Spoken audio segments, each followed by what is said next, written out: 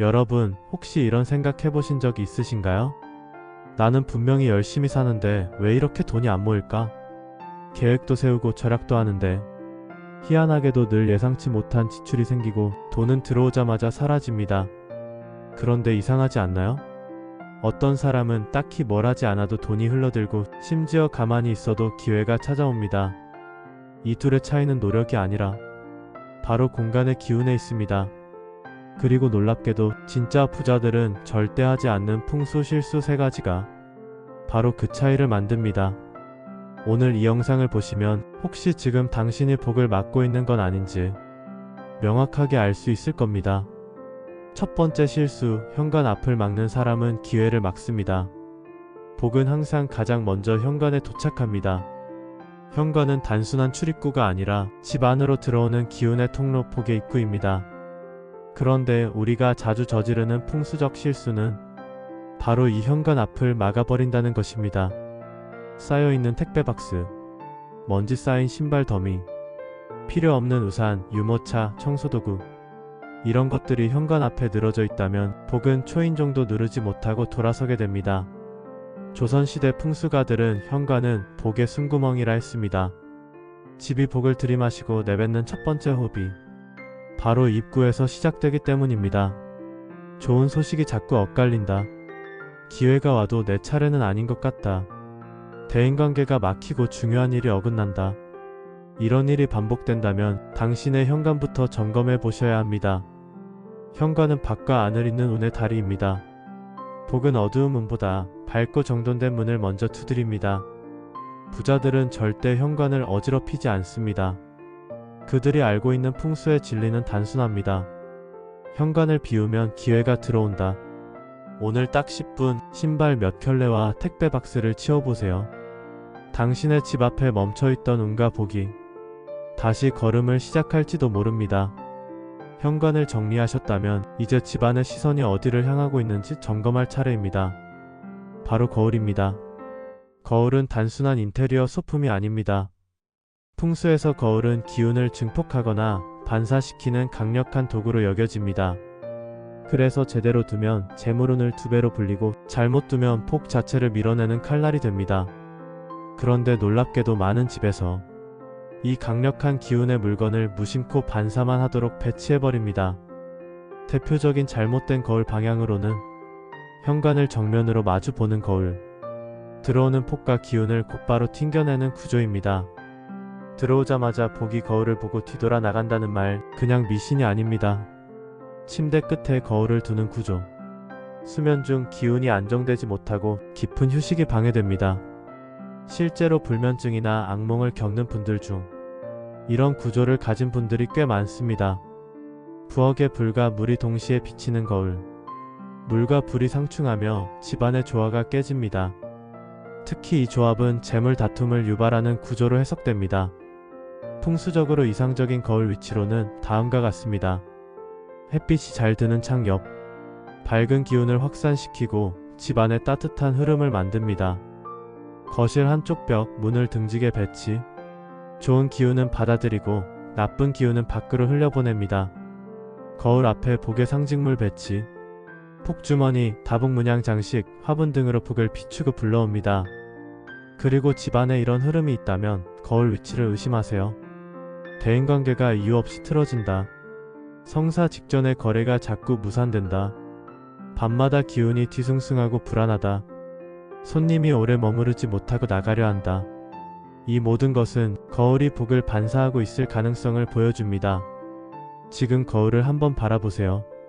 그 거울이 복을 안으로 비추고 있는지 아니면 조용히 밀어내고 있는지 확인해 보시기 바랍니다. 거울은 당신이 어떤 세상을 마주하고 있는지를 비추는 상징입니다.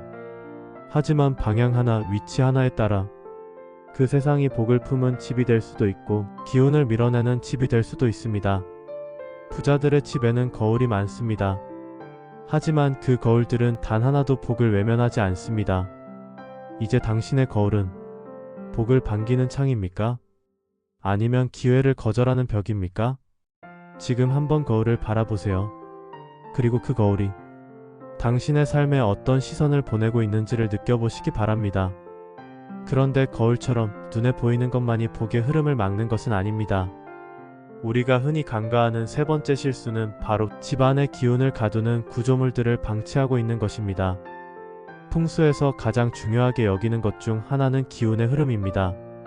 기운은 물처럼 공기처럼 흘러야 생명을 살리고 재물을 머물게 합니다.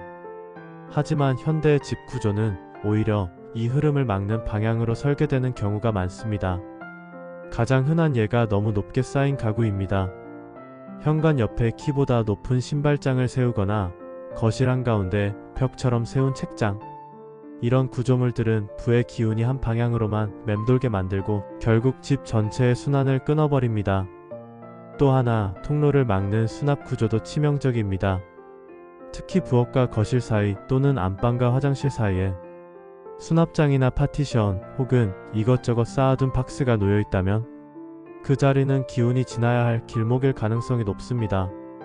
이 흐름을 막으면 어떻게 될까요? 바로 계획이 막히고 기회가 사라지는 패턴이 나타납니다. 분명 잘 풀리던 일이 어긋난다. 사람은 많은데 도움은 없다. 돈은 들어오는데 쌓이질 않는다. 이런 흐름은 풍수에서 말하는 기운의 단절을 의심해야 하는 대표적인 징조입니다. 또 하나 놓치기 쉬운 부분이 있습니다. 천장과 벽 사이의 공간, 즉 답답하고 막힌 듯한 느낌을 주는 코너입니다. 여기에 물건이 쌓여 있거나 장식용 구조물이 기운을 눌러버리고 있다면 그 공간은 죽은 기운이 머무는 장소가 됩니다. 이렇게 되면 사람이 그 자리를 지날 때마다 무의식적으로 압박감과 피로감을 느끼게 되고 결국 그 집은 머물기 싫은 공간, 생각이 무거워지는 공간으로 변해버립니다. 풍수는 단순히 장식의 문제가 아니라 삶의 흐름과 운의 통로를 얼마나 열어두고 있는가의 문제입니다. 돈이 들어오지 않는 것이 문제가 아니라 들어오던 기운을 가두고 있는 구조를 우리가 만들고 있다는 것이 진짜 문제입니다. 혹시라도 지금 당신의 집 안에 막힌 통로, 너무 높게 쌓인 가구, 기운을 눌러버리는 코너가 있다면 그건 단지 인테리어가 아니라 운을 막는 구조물일지도 모릅니다. 지금 당장 확인해 보시기 바랍니다. 가장 조용한 구석에 복이 머물지 못하고 떠나가고 있는 건 아닌지 말입니다. 놀랍게도 진짜 부자들은 인테리어를 할 때 이쁘게보다는 흐르게를 더 중시합니다. 돈이 많다고 비싼 물건을 마구 들이는 것이 아니라 하나를 들이더라도 그 물건이 기운을 막지 않는가를 먼저 봅니다. 조용한 듯 흐르고 단순한 듯 복이 몰리는 공간. 그건 그냥 만들어진 게 아닙니다. 풍수적으로 절대 하지 않는 세 가지 실수를 피해왔기 때문입니다. 사람의 운은 하늘이 내려주는 것이지만 그 운이 어디에 머무를지는 우리가 만든 공간이 결정합니다. 현관 앞을 막는 무심한 물건 하나, 복을 밀어내는 거울 하나, 그리고 부의 기운을 가두는 구조물 하나가 어쩌면 지금 당신의 기회를 멀어지게 하고 있는지도 모릅니다. 풍수는 눈에 보이지 않는 흐름의 예술입니다. 하지만 그 흐름이 멈추는 자리를 바꾸는 일은 눈으로 볼 수 있고 손으로 만질 수 있는 행동에서 시작됩니다. 지금 작은 정리 하나로도 당신의 집에 다시 기운이 흐르고 멈춰있던 일들이 자연스럽게 움직이기 시작할 수 있습니다. 공간을 바꾸는 것은 단지 집을 치우는 일이 아니라 당신의 흐름을 다시 여는 일입니다. 혹시 오늘 말씀드린 세 가지 실수 중 당신의 공간에도 해당되는 부분이 있었나요? 그렇다면 댓글로 남겨주세요. 어떤 공간을 바꾸기로 하셨는지, 어떤 흐름을 다시 열어보고 싶으신지 여러분의 이야기를 기다리고 있겠습니다. 좋아요와 구독은 당신의 공간에 복이 더 오래 머무를 수 있도록 저희가 함께 기도하는 마음으로 전해드립니다. 오늘도 당신의 집 안에 조용하지만 분명한 기운의 변화가 시작되기를 바랍니다.